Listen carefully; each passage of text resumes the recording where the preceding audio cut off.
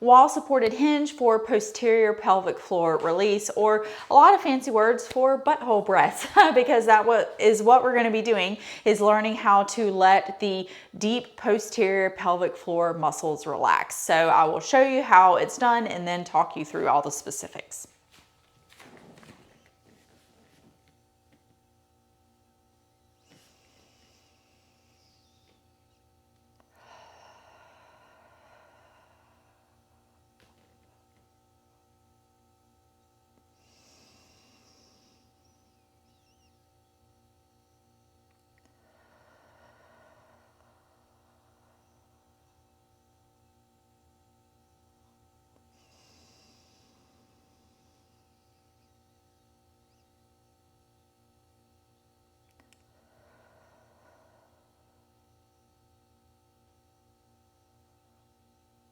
All right, so it might not look like there's a lot going on, but I promise you there is. So to start with the setup from this, you want to have your feet about the distance away from the wall that your arms just barely touch, and that's gonna be the space that you're gonna need to create that really nice hinge. So we want to set up right next to a wall. I'm going to reach forward and have my hands just below my shoulders on the wall. And then from here, and I need to step back just a tiny step more. And from here, I'm going to push against the wall. So I'm not just like leaning and falling into the wall. I'm going to actively push away from the wall, and I'm going to let my hips come back. I don't want to keep my legs straight as my hips come back. I want to keep bending my knees as I let my hips come back. So we want to think about having a really nice stacked position where my hands are in line with my shoulders, are in line with my ribs, are in line with my pelvis.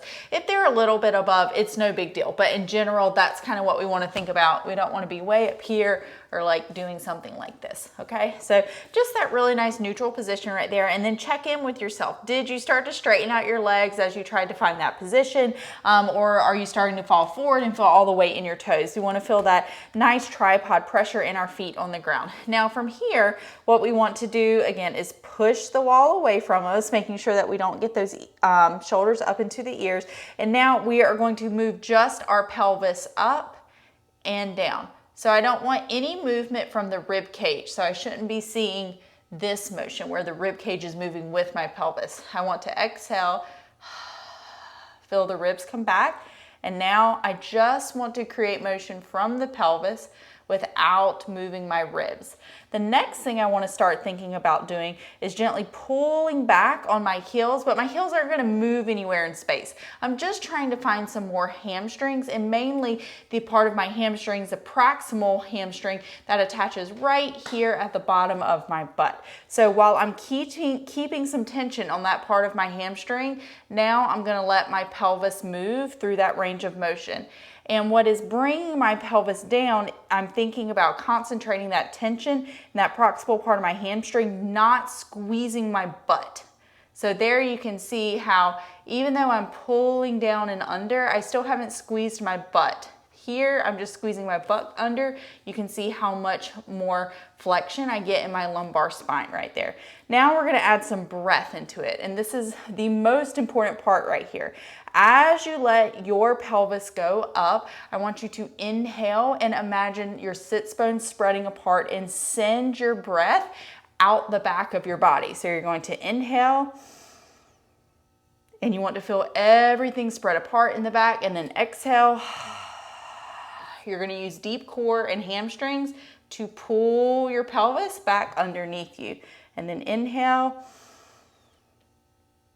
Send all your breath back. Exhale. Pelvic floor gently lifts. Deep core and hamstrings pull your pelvis underneath you.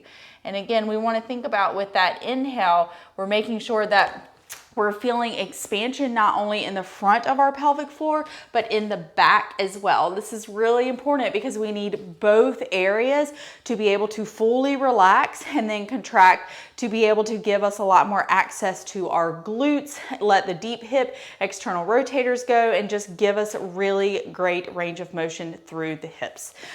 So that is your posterior pelvic floor release. It also can really help with getting some release through compression of of the SI joint, and that's how you do it.